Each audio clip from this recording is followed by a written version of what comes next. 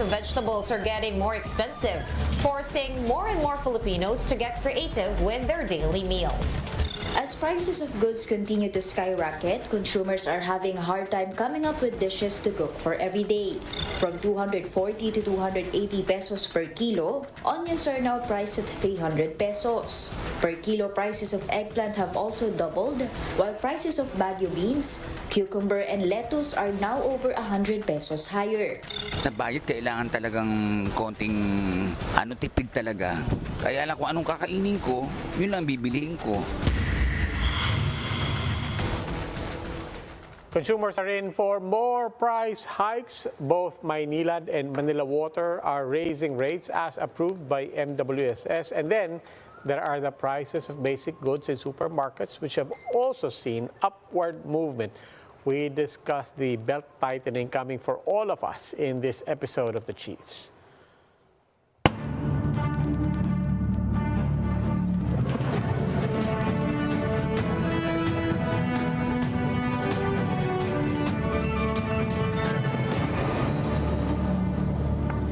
Welcome to The Chiefs. Ako po si Robbie Alampay. Kasama natin online from Manila, Ami Pamintuan of the Philippine Star. Sa Quezon City po, kasama natin si Lucy Cruz Valdez of News 5. And dito sa Mandaluyong, dito sa studio, Ed Lingao of One News. Chiefs, good evening.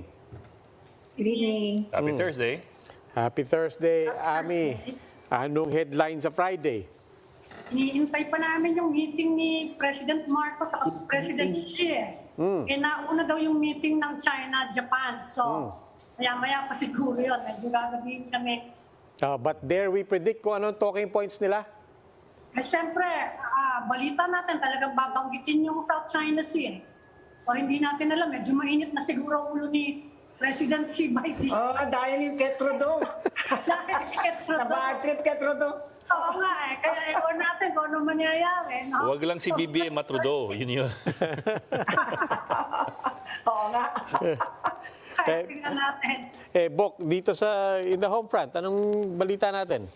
Well, you have Lorraine Badoy invoking press freedom and freedom of expression. The press. Sa kanyang Facebook post about Judge Malagar. Among other things, of course, then you have SIM card registration taking effect by the end of the year. And so on the line. Tapos yung Of course, the BSP raising rates by 75. Yeah. Although that's expected kasi tatlong nila in-announce rin. And all of this in the meantime, of course, somehow feeding into the things that we'll be talking about and leading with mamaya. Of course, we're talking about the economy and how everything is affecting the prices for us and our economy and our people. We will talk about that later on. We will just need to take a break, but we'll speak to our first guest after that break. Keep it right here on One News.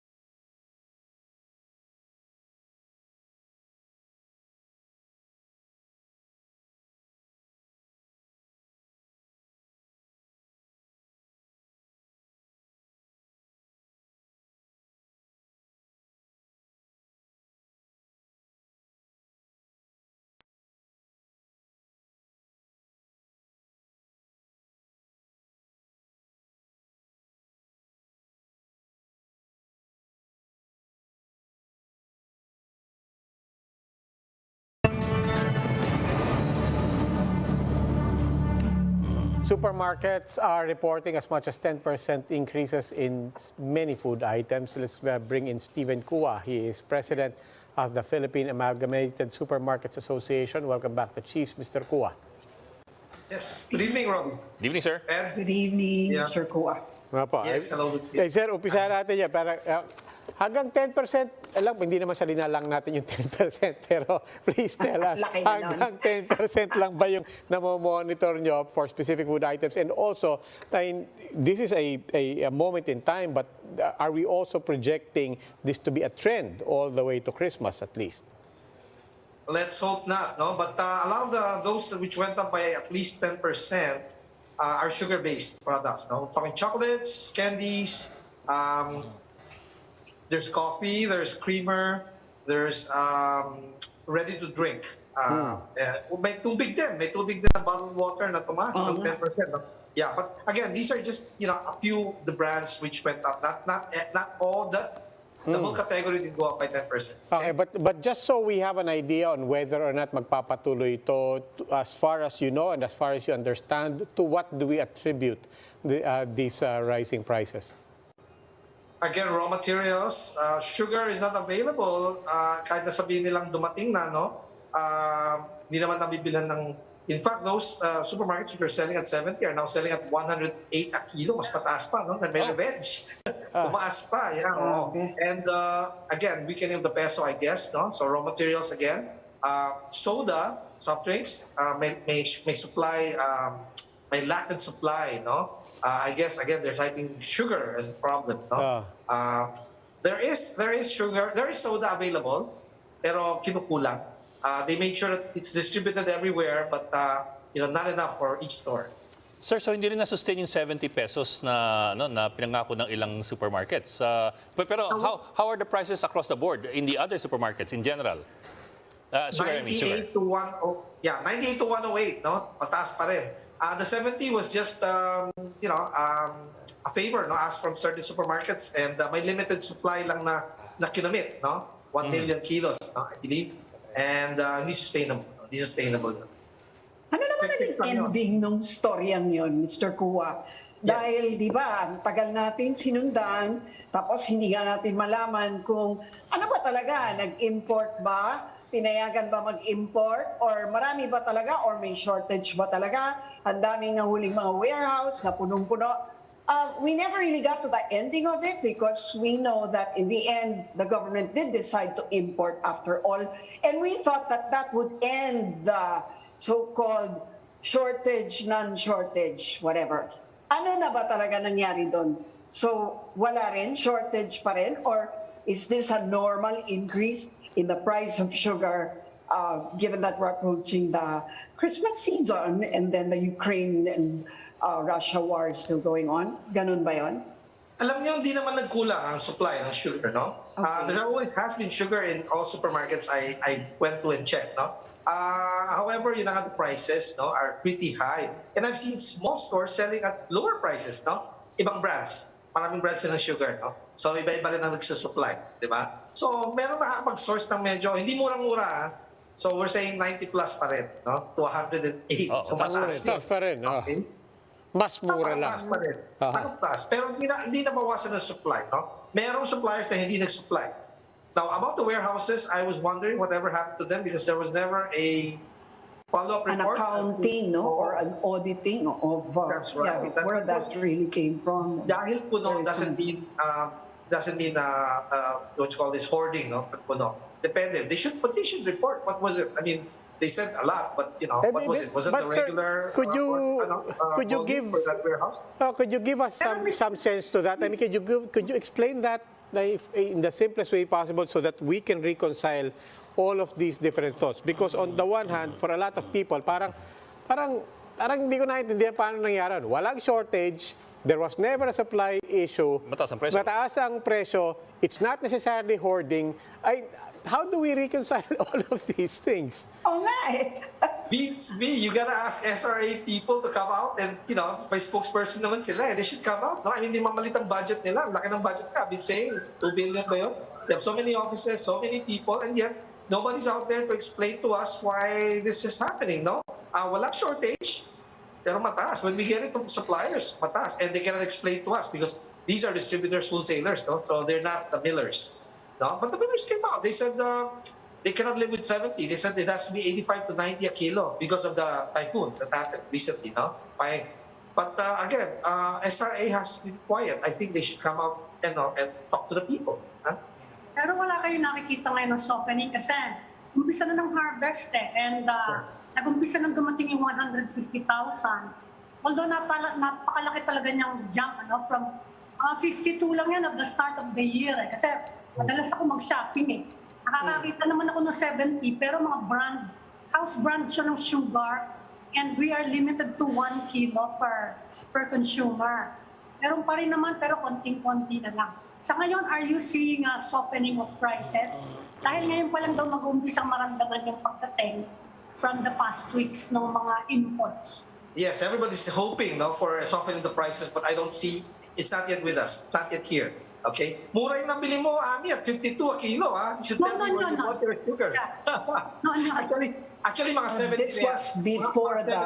People didn't notice. DTI wanted 50, but it was already on 70 by end of July. 70 din. Wholesale price siya. Paano yung impact sa inyo? You are, I'm sure nag-import din kayo or you are getting from importers. Anong impact sa inyo nung high? Well, tinasan yung interest rates, of course.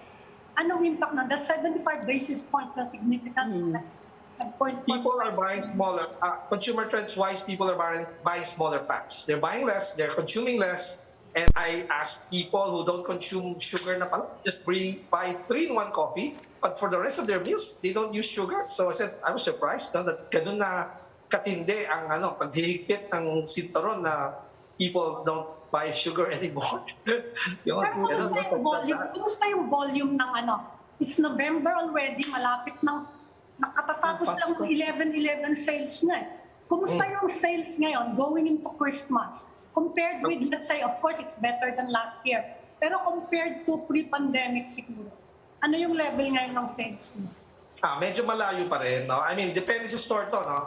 Napakaraming tindahan, napakaraming formats, napakaraming lugar, di ba? So mahirap i-generalize. No? Pero, probably around 75 to 85% na. No? Depende sa area mo, tsaka sa format mo, and your market, no? Kung sino yung market. As the economy opens, foot traffic's increasing, there has been some increase in sales, okay? Pero still definitely not back to pre-pandemic levels. I know that some fast food outlets mentioned that they're already back to pre-pandemic, sales, pero unfortunately not all retailers are in that mode.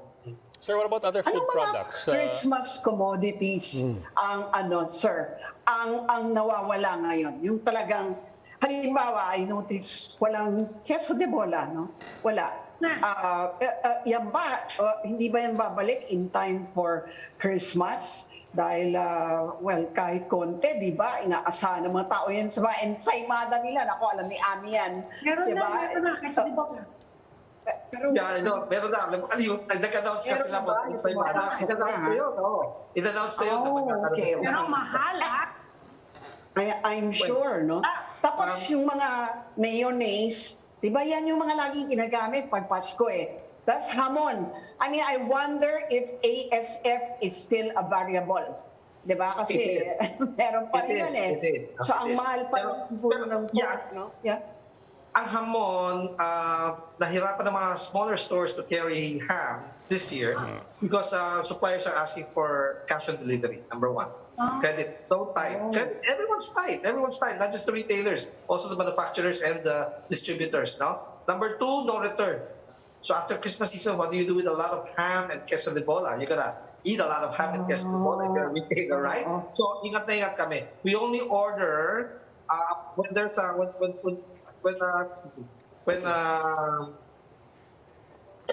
we only order ham kapag may order ang corporations, no? Like say for their employees, talagang may order na. That's what we order. Assured na kami. Yeah, parang kumbaga made to order, parang ganon, no?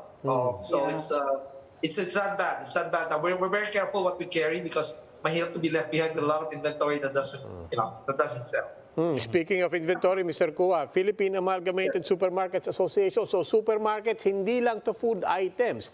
What about non-food items? Meron ba tayong napapansin ng mga kakaibang trends dyan, or at least trends that are worth noting for our consumers?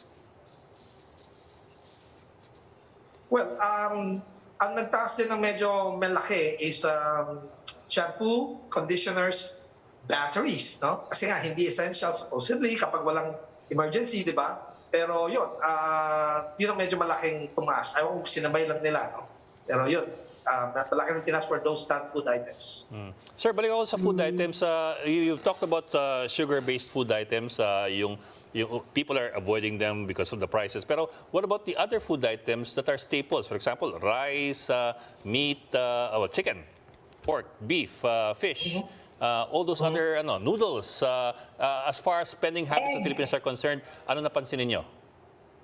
Nagtataasan din gumagalaw din ang presyo. Gulay, nagtataasan because of typhoon, no? And so delivery costs also, no? So medyo nagtataasan din ng fresh produce, if that's what you're driving at, no? Fresh produce. Even frozen meat, we're talking ham, hot dogs, no? Nagtaas din ng konti, around 7% this month, no? So hindi lang yung Christmas essentials, no, or what we have on what we serve in our Christmas tables, no, Christmas celebration, no, pero also for the substitute items, no, and these are the substitute items, no, the frozen meat, canned meat, no, medyo nagtataasan din, no, unfortunately. Hey, Mr. Cua, walang exempted dito? I mean, is it across the board, all food items tumaas ang presyo? Is there any food item that's bucking the trend? There are manufacturers and suppliers who are looking at the opportunities during these times of price crisis, no? May mga bagong pumasok na produkto even from abroad, no? Na they saw that, nahirapan, nagtataasan ng mga canned goods sa Pilipinas. Pasok tayo ngayon, no? These are from Singapore, Malaysia, may mga pumapasok. So, again, maging mapakilatis, no? Pamili tayo when we shop, right? And go and check out the items and the prices, and especially the sale sections, no? There will always be sale sections in supermarkets. Now, there are some supermarkets which don't have sale sections. You might want to shift to those which do have those sections. Why mga sale sections? This is how manufacturers lower their prices. Promo lang, promo. Hindi forever. So, there's a free item, a premium, buy one, take one, no? So are they real deals? They're real deals. They're not just about to expire, but people are pushing out these items because it's end of the year sales targets. Pansin nga namin The other day, di ba, ni-launch ni PBBM yung mga Kadiwa centers. At pinagmalaki niya doon yung 25 per kilo na rice, no?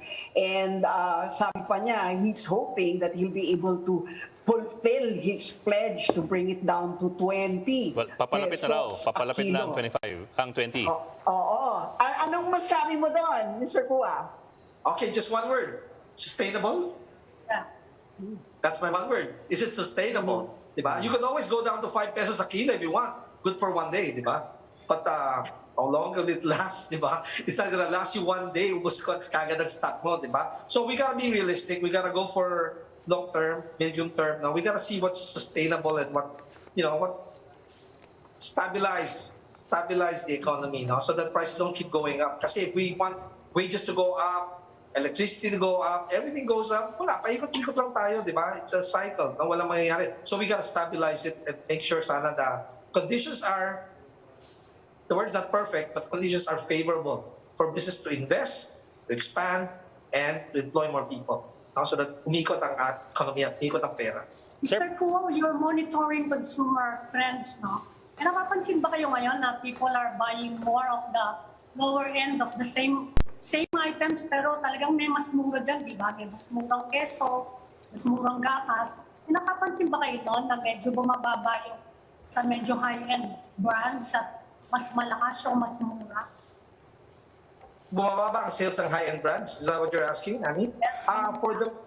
For the stores who cater to these, those membership club stores, nag-increase sila by 9.5% on same-store sales growth. Yeah. Laki. No? Kasi may kaya, continuous to be kaya. Yes. Diba? No, depending ba yan?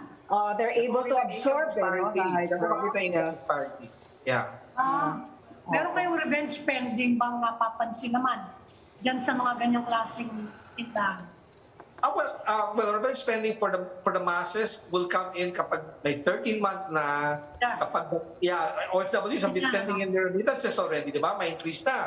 Yes, so, doon mararamdaman sana yung revenge spending ng konti, no? And hopefully everybody is included, no? Inclusive yan. Hindi lang, yung iba walang spending kasi wala nang natira di ba? We're hoping everyone gets to enjoy the season. Sana. Bago ba tayo dumating doon, Mr. Cua? Cyclical factor at play here, meaning when the Christmas season is over and the demand goes down, will we see prices somehow go down also? Or is it really sticky going downwards when prices are concerned? Para hindi mawalan ng pag-asa ng tao, let me tell you the law of supply and demand. There was a particular Christmas, pasta, spaghetti was so much in demand, prices went up. It boomed. The following year, nobody bought pasta.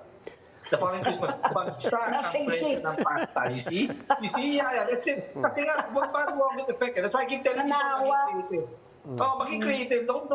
Don't serve the same dishes. Everybody's serving the same dish. Ubus ang stocks, di ba?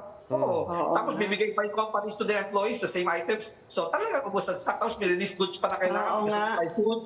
Same stocks, di ba? So let's be creative and think of, in business, you gotta be creative. As a consumer, you need the same. Yun nga, and to that point, Mr. Cua, kanina inumpisahan nyo na mga insider tips nyo. Di ba? Bago pa tayo dumating sa mga ayuda at 13th month pay, ano pa po yung mga tips nyo? Una, sinabi nyo kanina, seryosohin ang promos. Totoo yung mga promos. Yung mga nagpapasample, mga bagong products, trying to break in, trying to introduce themselves, seryosohin nyo yan. Ano pa po yung mga tips nyo? Insider tips to, galing sa Philippine Amalgamated Supermarkets Association. Okay, malls have extended their hours already. Okay, hanggang 11 p.m. na yung iba. Okay? Yes. So, a lot of these malls are holding sales right now. Kaya napapansin ko, umikot ako, daming tao. Diba? So, and I checked the items. Alam mo, real deals. These are real deals, no? Kaya lang yung iba ayaw maniwala at ayaw makisikip at lahat ayaw kaya wala kang magyayari sa'yo, di ba? Yung iba wala pang bonus. Mahirap kasi. Kailangan ng effort, di ba? Kailangan ng effort. Pero, lahat ng negosyante is trying to catch the sales this season also, di ba? So, check out which ones you think sulit para sa'yo. Remember, the word sulit is not pinakamura. Kasi pinakamura minsan, mapapagastos ka pa So, sulit is what is cheapest, least output, least output, best input. Ibig sabihin, mas marami kang nakuha. Value for money. Value for money.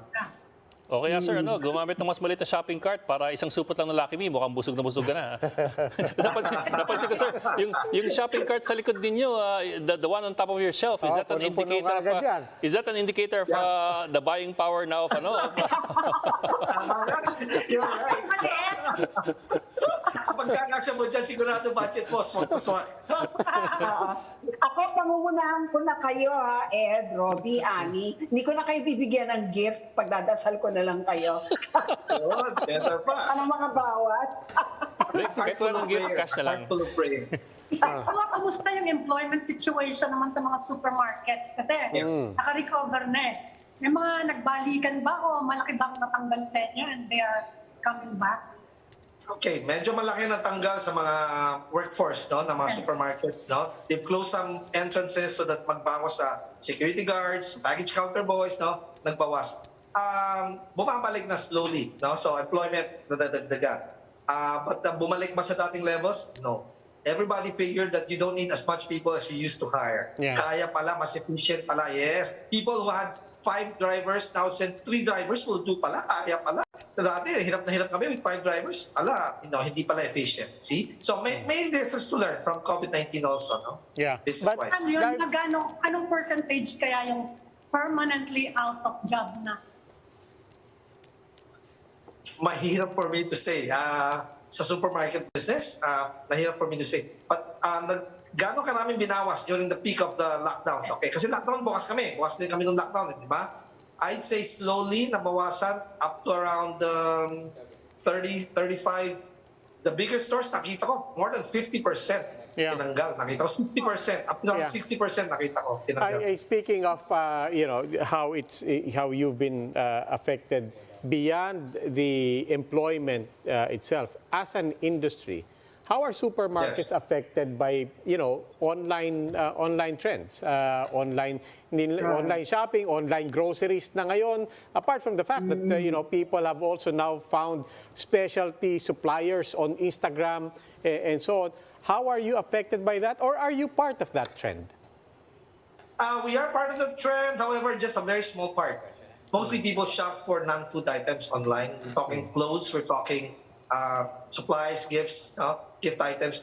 For food, may increase, malaking increase, pero napaka-small fraction pa rin ng total sales ang online.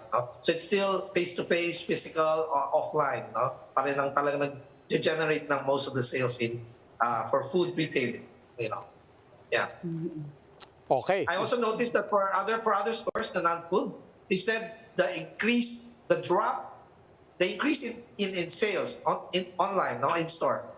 In-store sales, the increase is proportional to the drop in online sales. That's what they said. So nagmamigrate back. That's right. That's right. Sige. Okay. Pero hindi total immigration. Hindi total. Dapa. Mr. Steven Cua, sir, maraming salamat po. Always enjoy having you here. Thank you, sir. Thank you for having me. Thank you, sir. Mr. Cua is Nice to meet you, president of the Philippine Amalgamated Supermarkets Association. And we'll start up another conversation after the break. Keep it right here on One News.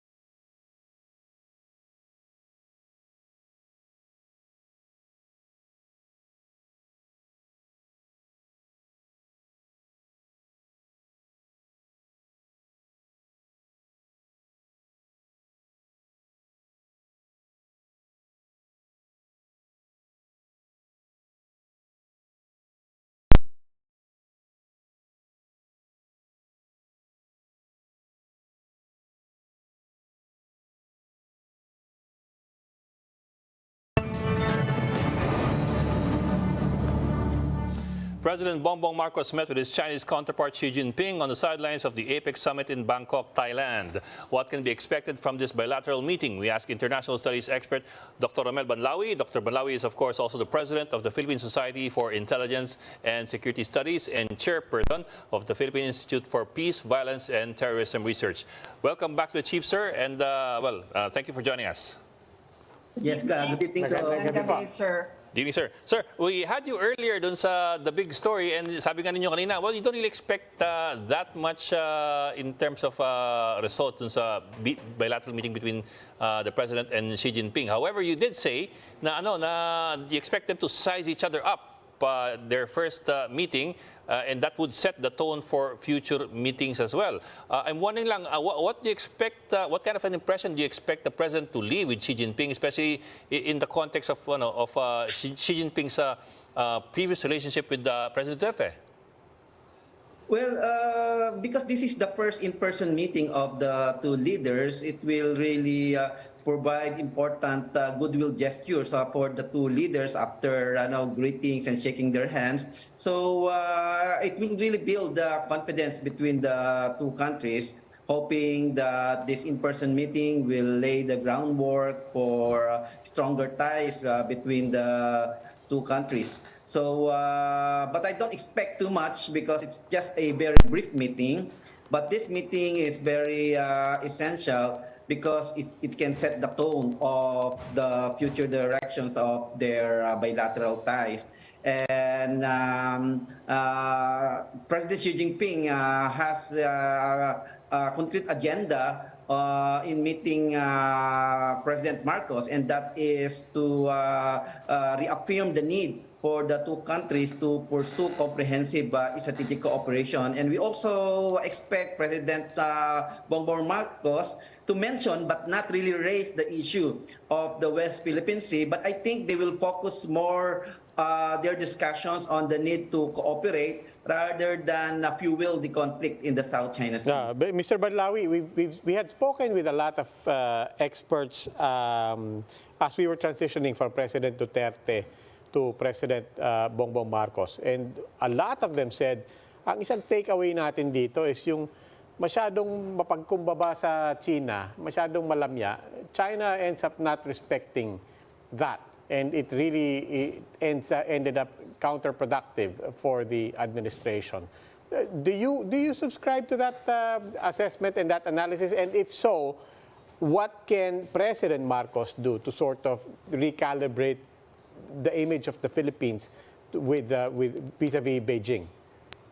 I don't agree with that. In fact, if you will see the statements of various leaders in China, especially during the visit of Foreign Minister Wang Ying to the Foreign Minister Wang Ying to the Philippines, I think last July, he reiterated the need for the two countries to really promote friendship.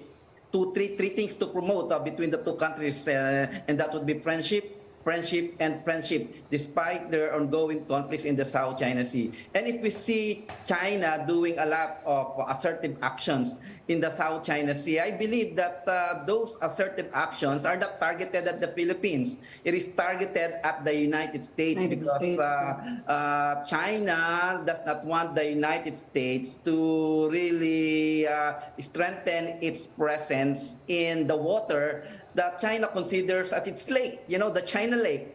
And that is why we are caught in the middle of the conflict between the two countries because, we are a military ally of the United States. And now we are fortifying the Enhanced Defense Cooperation Agreement by identifying 5 additional locations for the United States to establish military facilities inside Philippine bases. And that would increase American military presence in the Philippines, and expect China to react strongly on that. And it's not because of us, but because we are allowing the United States to stay closer to China. And that's the context of China's increased military and paramilitary activities in the South China Sea. It's really targeted at China because China cannot target the Philippines. We are just a small nation. Nation. So what does this make of PBBM's push for the approval of a code of conduct? Sinabi niya yan, di ba? So how do you think will she receive that proposal? I think President Xi Jinping and even the whole Chinese government and even the Communist Party of China adhere to the principle of the need to conclude a code of conduct in the South China Sea. In fact, previously, China set the deadline for the conclusion of the code, and that was supposed to be this year. Unfortunately, we failed to beat the deadline because we had a deadlock in discussions in 5 major issues during the negotiations. And what are these 5 major issues? These 5 major issues are essential issues that should have been resolved. One is the legal character of the code of conduct, whether it is binding or non-binding. So the parties, China and Southeast Asian countries that are members of the Association of Southeast Asian Nations disagreed on the legal character of the code. And then the geographic scope of the code of conduct, will it be applied to Paracel, considering that the Paracel is only disputed between China and Vietnam, or will be also be applied to Scarborough Shoal, considering that it's only between China and Philippines, or only in the Spratlys? How about Pratas Island or even the Natuna Island? So they had long discussions on the geographic scopes.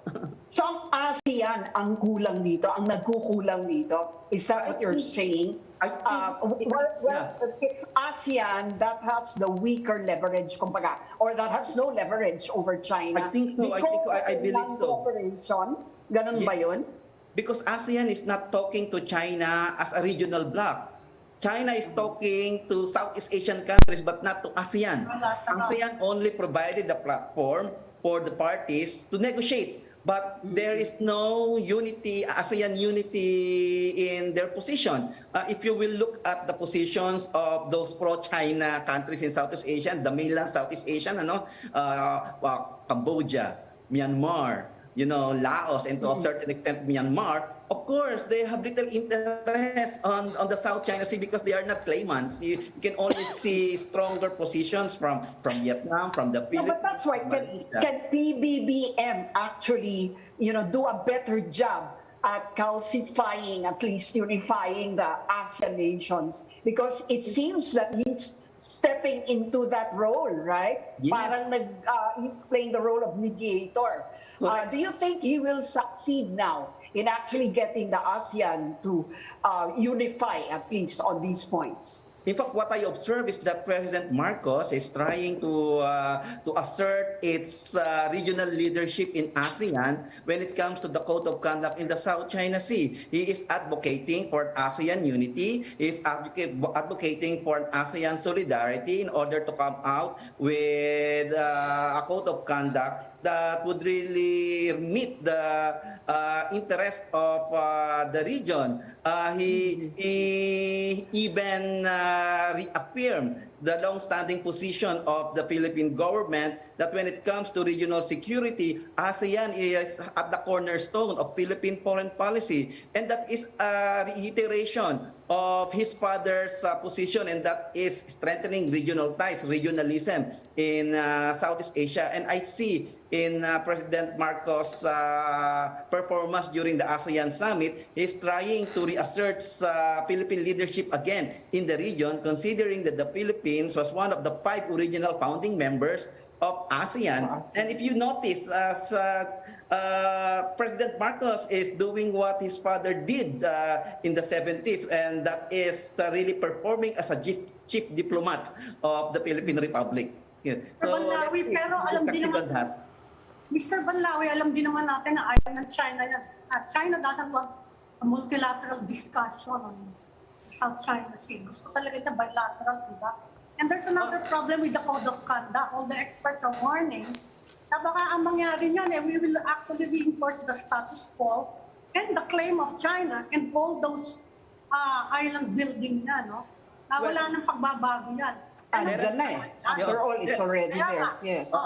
First, we have to understand the approach of China in dealing with the South China Sea disputes. When it comes to the territorial aspect of the dispute, meaning ownership of the geographic features, which is an issue of territorial sovereignty, China does not want a multilateral discussion on that. China wants a direct negotiations, direct consultations, because these are territorial disputes. It's very difficult to handle territorial disputes in a multilateral setting. So China prefers a bilateral approach. But when it comes to maritime jurisdictional disputes, China is amenable to a multilateral discussion. And that is why China entered into China-ASEAN negotiations on the Code of Conduct in the South China Sea. But of course, the maritime jurisdictional disputes only pertains to the use of waters, but not ownership of the land features. So when it comes to the ownership of the land features,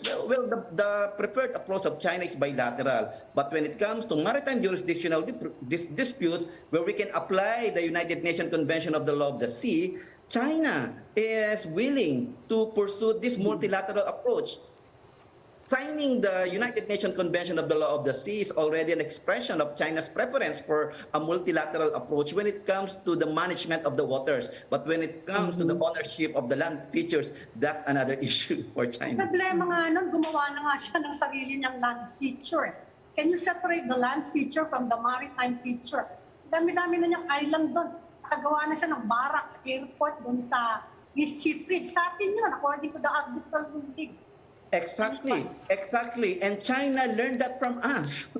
We were the first country in Southeast Asia that occupied the land features in the sprat list. In fact, if you will look at the 8 land features that we occupy, I said 8 because we occupy 9 land features. The ninth one is the second Thomas Shoal. But if you will look at the 8 land features that we originally occupied in the 1970s, these are all very good land features. Talagang kwanto, above waters to. Above water, yes. These are not low tide elevations. Above waters talaga to. So talagang nakuha natin yung magagandang features ng sprat list, where we can find the Kalayaan Island Group. Again, yung for the education of the public, na nakukonfuse tayo kasi sa concept ng South China Sea, West Philippine Sea, sprat list, and Kalayaan Island Group.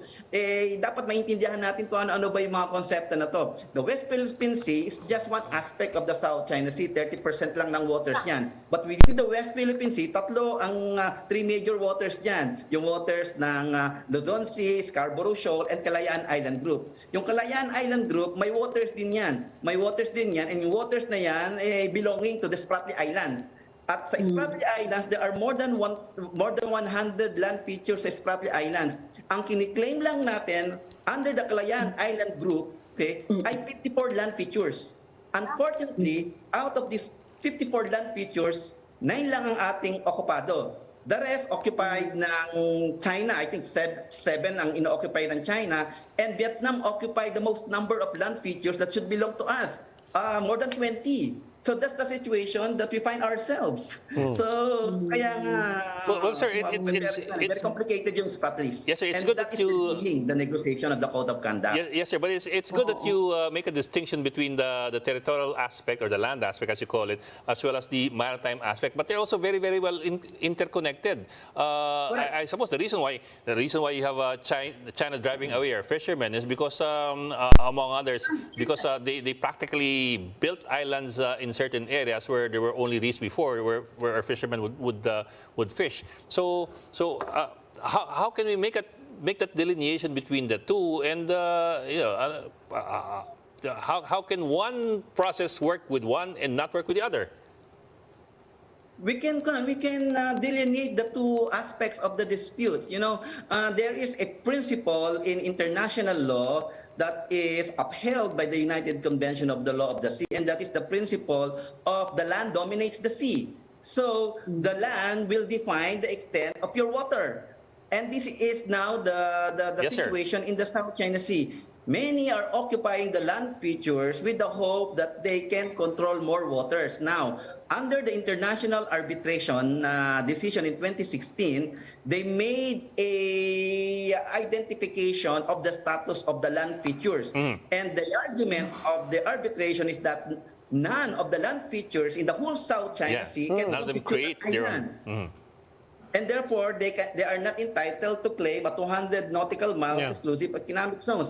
They can only claim 12 nautical miles territorial sea. Now, if we claim that the 54 land features within the Kalayaan Island Group belongs to us, then we have to measure. We have to measure these 12 nautical miles surrounding all these land features, and that would be the waters wherein we have the right to exploit.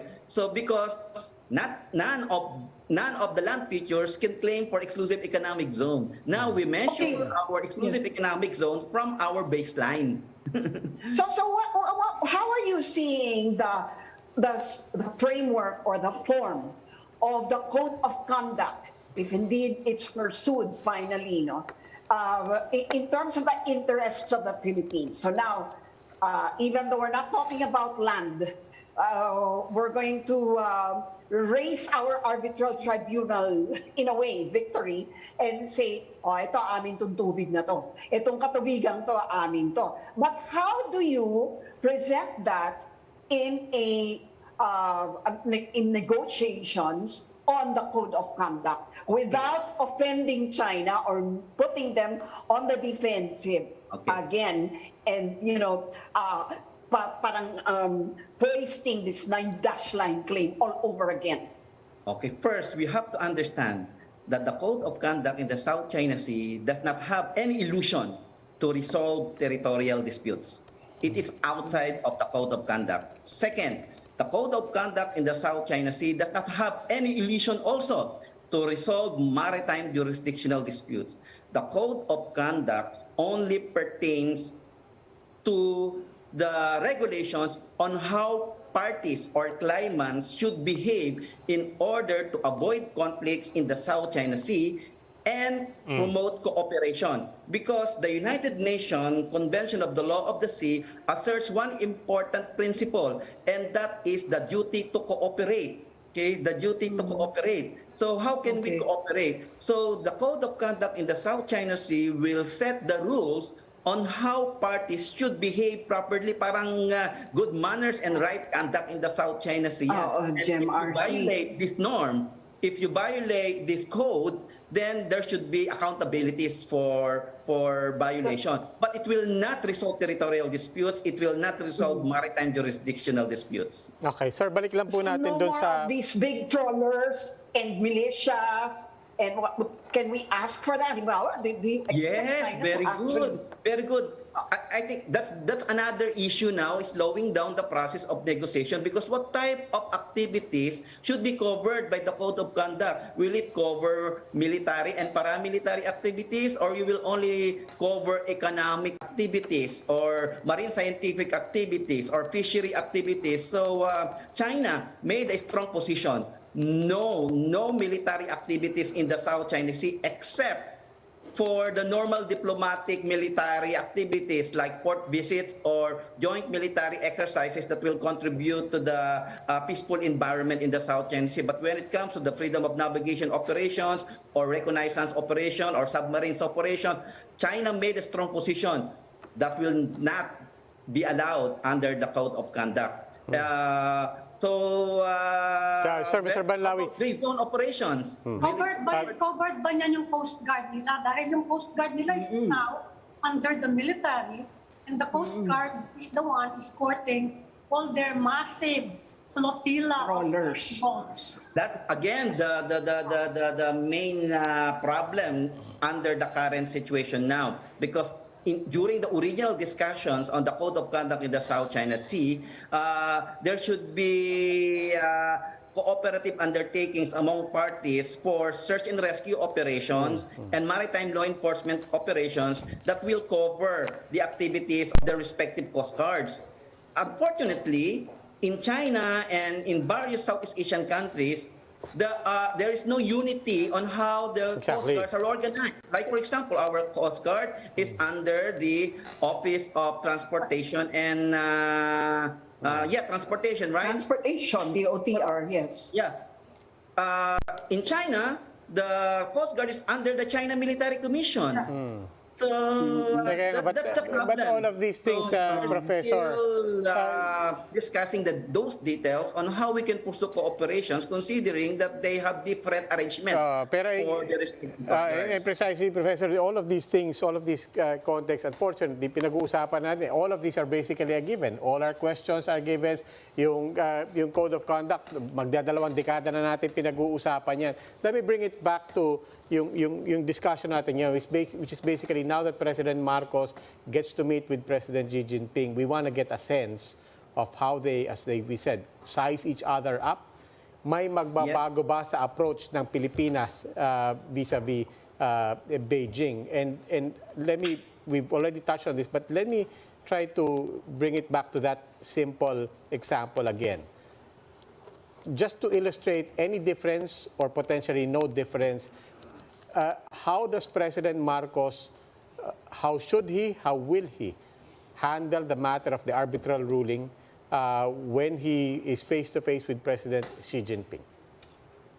I don't think it would be prudent for President Marcos to even mention the arbitral ruling in the face of President Xi Jinping. You will only embarrass President Xi Jinping, and you will also President Marcos will also embarrass himself. So I don't think President Marcos will mention the arbitral ruling, but President Marcos will stress the need for the two countries to abide by the international law, particularly the application of the United Nations Convention of the Law of the Sea, so that we will have a rules-based regime in the South China Sea. Okay, so that would be his storyline in meeting President Xi Jinping. Because what I know is that President Xi Jinping will remind President Marcos that the two countries has long history of friendly relationship that dates back in the ancient times. So he will reiterate that. So which brings us to your which brings us to your earlier point that when it came to President Duterte, you said I disagree that it was that Beijing treated and pounced on the fact that it was too friendly, it was too weak. You said no, hindi, because if you look at it, all the statements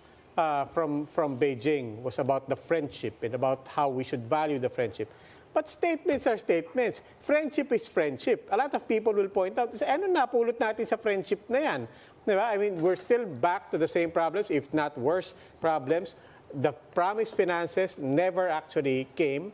Yung mga sinabi natin na dahil magkaibigan tayo, we're gonna get funds, we're gonna get financing, we're gonna get loans. Walang nangyari. In the meantime, the situation in the South China Sea, West Philippine Sea, got worse for a lot of people, especially our fishermen in our coastal towns. So again, the question is, what should be recalibrated in terms of, if not the content, at least the tenor, the tone, and the stance that Manila takes when we meet with Beijing. If not necessarily face-to-face between President Marcos and President Xi Jinping, between Manila and Beijing, what needs to change? Well, we need to learn lessons from the approach of the previous government, especially in the context of the bilateral consultative mechanisms in the South China Sea. There are gains that we need to sustain. We have achieved something from communicating with China. At least we have open lines of communication with China in order to avoid direct military conflicts in the West Philippine Sea. So we can learn lessons from that. We have to avoid also the pitfalls. In the negotiation. What are the gains during the past government? During the bilateral consultative mechanism, they already have 6 meetings, and out of the 6 meetings, the two countries decided to pursue cooperation in the area of political security, joint fishery management, marine environmental research, marine environmental protection, search and rescue operation, including humanitarian assistance and disaster response, and even joint development of natural gas and oil. So we can continue discussing that and discuss the details, but at the same time, there are limitations. There are limitations because we have different legal regime. The Philippines has different legal regime that China has not understood yet, and China also has a different legal regime that we need to understand. So we need to discuss this contending legal regimes for the two countries to move forward. And we had problems, especially when it comes to the finances. But, Robbie, if you will look at the dynamics of this pledge of military assistance, economic assistance from China, okay, the intention of China is to really help us. But the problem is that there are technical requirements from our side. There are technical requirements from our side that China failed to fulfill or failed to comply, and that delayed the whole process. But now China learned. Now I am advising friends in China doing work for their government about how to deal with us when it comes to the issue of joint development of natural gas and oil. I need to explain to them that this is our political structure. This is our legal regime. So what is your political process and what is your legal regime? So let's see if we can do things together considering the different political system and legal regimes. So how can we strike the balance? And President Xi Jinping and President Marcos cannot discuss those details, but working committees and experts can discuss those details. Unfortunately, those details are not discussed in public. Okay? And I want to discuss details because I know some details. And we need to discuss these details for the public to know that the reason why there is a delay in the code of conduct or there is no delivery of economic assistance to the Philippines, not that because China is taking us for a ride, but because there are real differences when it comes to our domestic requirements. So now China is learning a lot because, this is the beauty about academics talking to each other. Next week, there will be several Chinese academics coming to the Philippines for us to exchange views about how can we strengthen Philippines-China relations. And in our agenda, we are telling them that this is our way of doing things and what is your way of doing things. And we will tell China, your way of doing things will not work in the Philippines. Okay. So if you will insist on doing that, then there will be no cooperation that will transpire between the two countries. Okay, well, Mr. Banlaoi, certainly we're sure that as more details emerge from President Marcos and President Xi Jinping sa meeting, we will have much more to talk about, much more to dissect. Yes. In the meantime, maraming salamat po. Thank you very much. Thank you, Thank you, sir. sir. Good night. God bless you all. International Affairs expert Rommel Banlaoi. And that is it for the Chiefs. We hope what was discussed will keep the conversation going. I'm Robbie Alampay. Ami Pamintuan of the Philippine Star. I'm Lucy Cruz Valdez, News 5. I'm Ed Lingao. We are One News, all sides, all the time.